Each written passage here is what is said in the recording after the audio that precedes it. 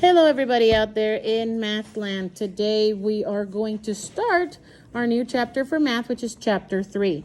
Chapter 3 is dealing with multiplying, but this time with two-digit numbers. Now, this first lesson is multiplying by tens, and I know a few tricks that would make this easier for the students and for yourself, and I use this trick also. Of course, the book is going to try to force you to do all sorts of weird stuff, but this is what I think is the easiest strategy. Now, I'm going to do 3 and 4 because they work differently. So when you have a problem like this, where one of your numbers is a multiple of 10, meaning that it ends in 0, and the other one is not, here's what I suggested to the children.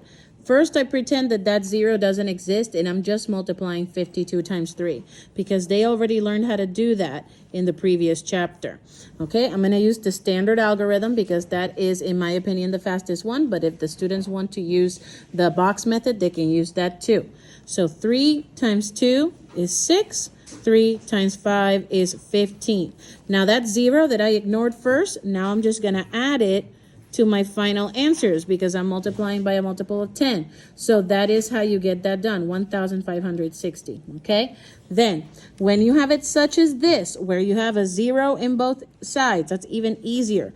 All you have to do is look at the basic fact of 6 times 2, and that is 12. And you see how there was a 0 here and a 0 here? Then those two zeros get added to your answer.